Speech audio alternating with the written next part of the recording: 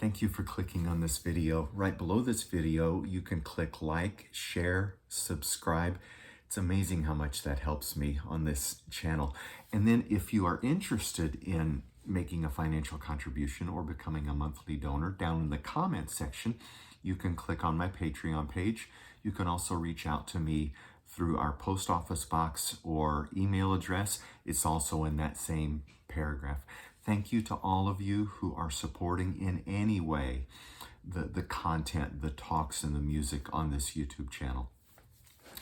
A few days ago, suddenly I couldn't stop thinking about one line from a verse in the very last book of the New Testament. It's called the Revelation of John. And that's strange because I haven't read that book in quite some time. I'm reading through the New Testament right now, and I'm in the book of Romans, so inevitably, eventually, I will be reading the book of Revelation again. But I haven't read it in quite some time, and I didn't hear this line anywhere. It just started working on me.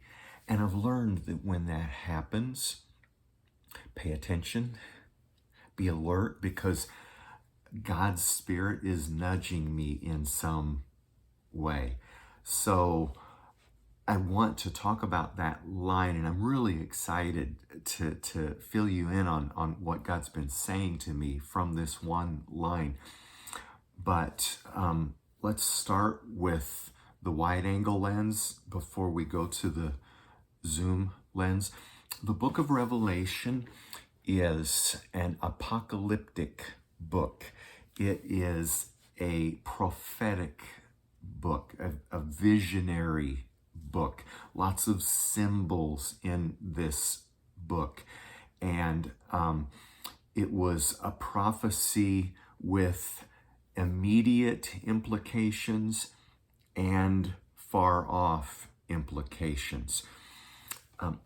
At that time in the Roman Empire, followers of Christ were experiencing intense, extreme persecution from the Roman Empire and from the Jews. There were these new churches, new collections or groups of Christ followers all over Asia. And the hotter the persecution became, the more this movement flourished. So there were these little churches all over the place. But man, they were having a tough time externally from the persecution, but also we know this from other New Testament letters. There was a lot of drama going on from within. So they were facing external pressure, and they were dealing with internal drama. Nothing much has changed, right? And so John is writing in kind of code language to all of these followers of Christ to encourage them. That's the immediate prophetic implication.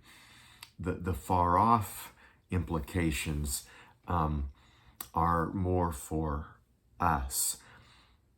The book of Revelation starts with Christ telling John, who is exiled himself on the island of Patmos, to write letters to these 7 churches, these 7 beleaguered, pressurized churches. One of them is Sardis, S-A-R-D-I-S, and it's in the book of Revelation, chapter 3, verse 2. And I'm going to read the first couple of verses just so that we can have the wide-angle context.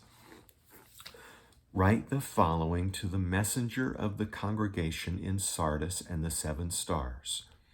I know all that you do, and I know that you have a reputation for being really alive, but you're actually dead. Wake up and strengthen all that remains before it dies. For I haven't found your works to be perfect in the sight of my God.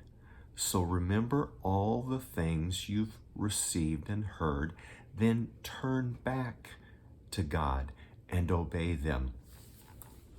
These letters, I told you they are encouraging, but kind of in a tough love way. And here Christ is saying to this church, you need to snap out of it.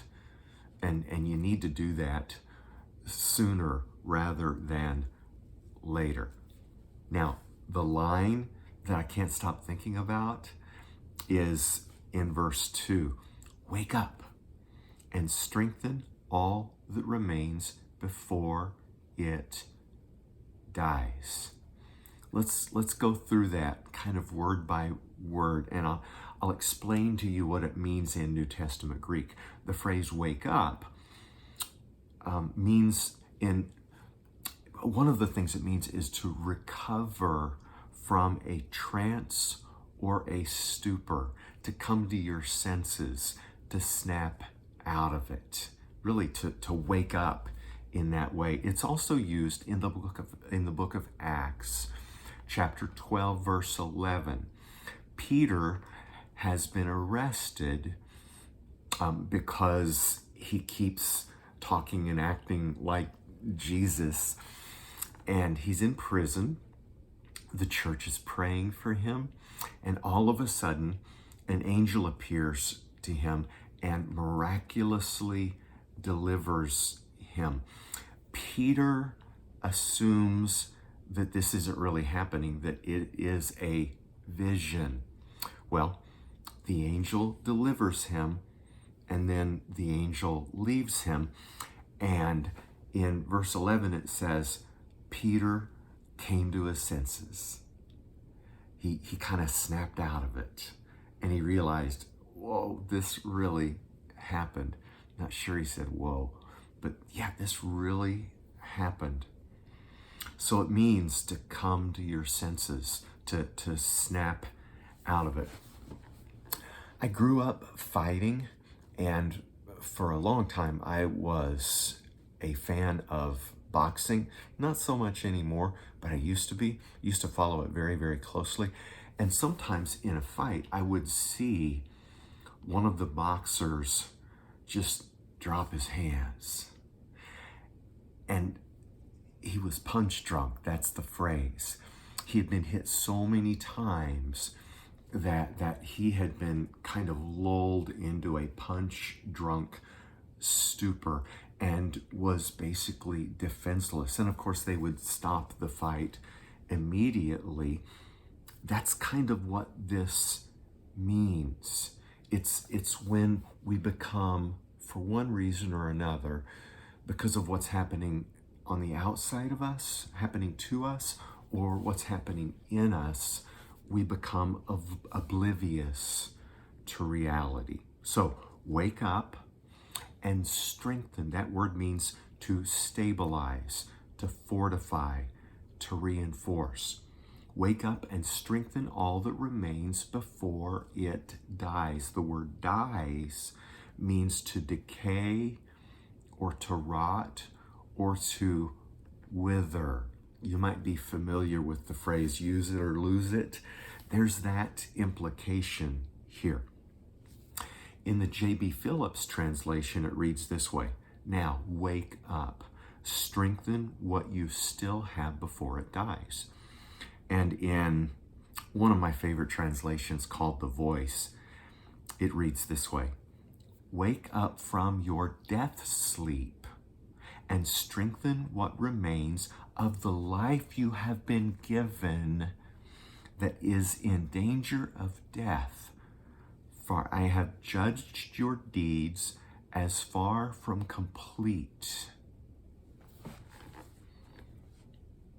So, putting it all together, I come up with this: snap out of the oblivion of your trance-like stupor and strengthen what you still have going for you before it withers and dies. I'll give that to you again. Snap out of the oblivion of your trance-like stupor and strengthen what you still have going for you before it withers and dies. Now we're getting to what God has been saying to me. Obviously, I mean, this was written to a church, so this can happen to institutions. It can happen to groups of people. Let's think about the last few years. Let's go back to, 2020, shall we? Pandemic.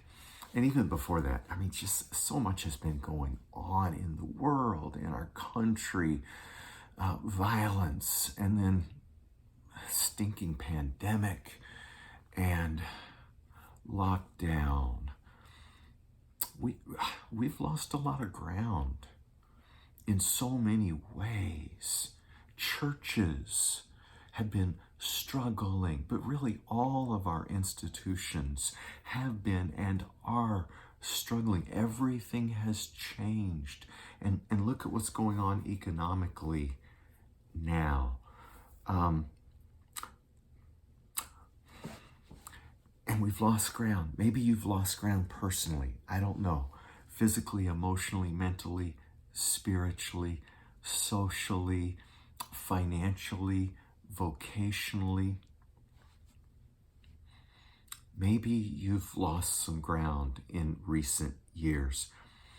Here's the thing. We can become so fixated on what we no longer have that we are lulled into a numb, dull inertia, and we become oblivious to what we still do have.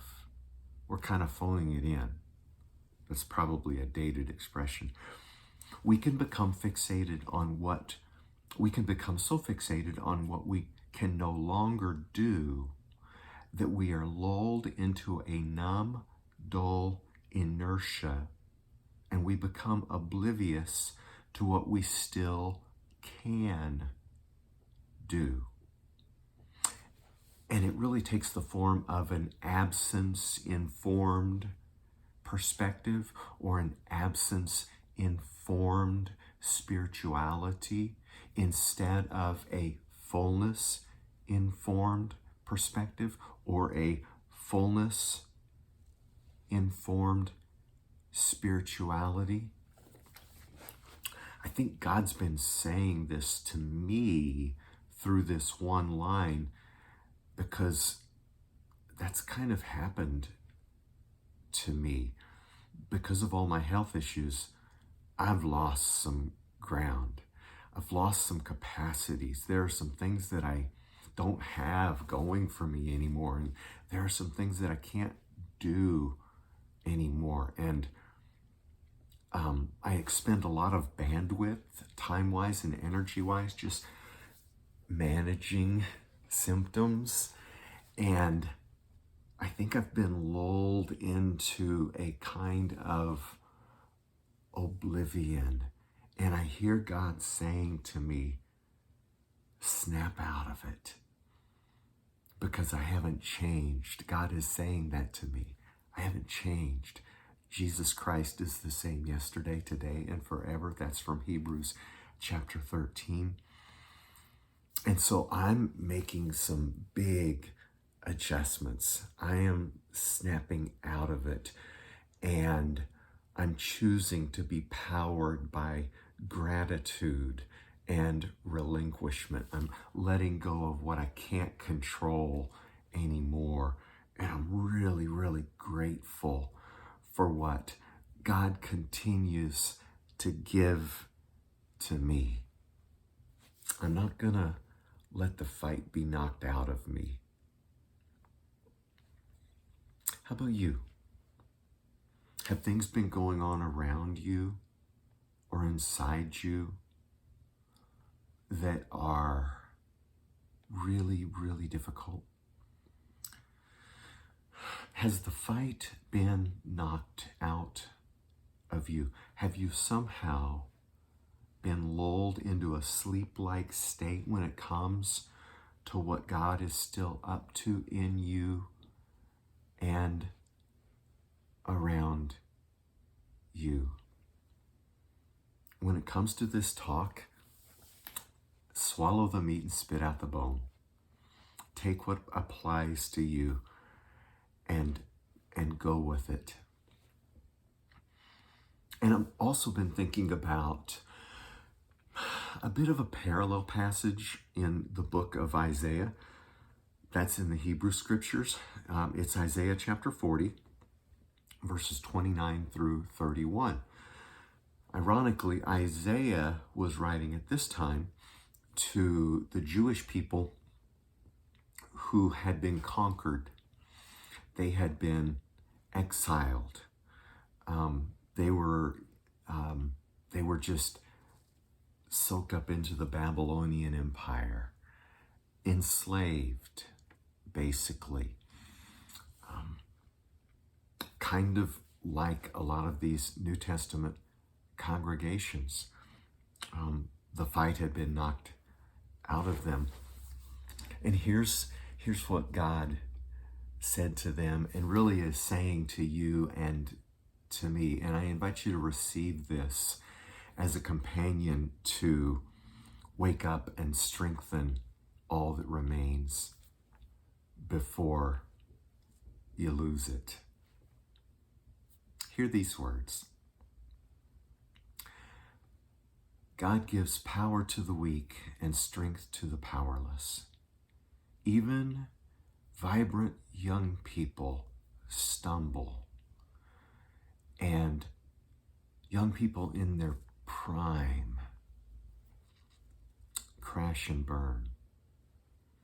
But those who tightly wrap themselves around God in trusting, waiting hope come to the end of their strength, exchanging their failing, finite, fragile strength for God's almighty, sustainable, renewable power.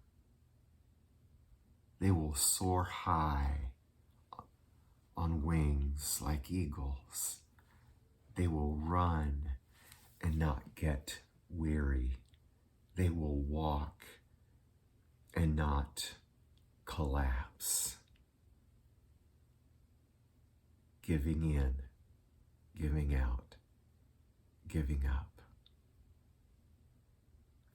We don't have to give in or give out or give up.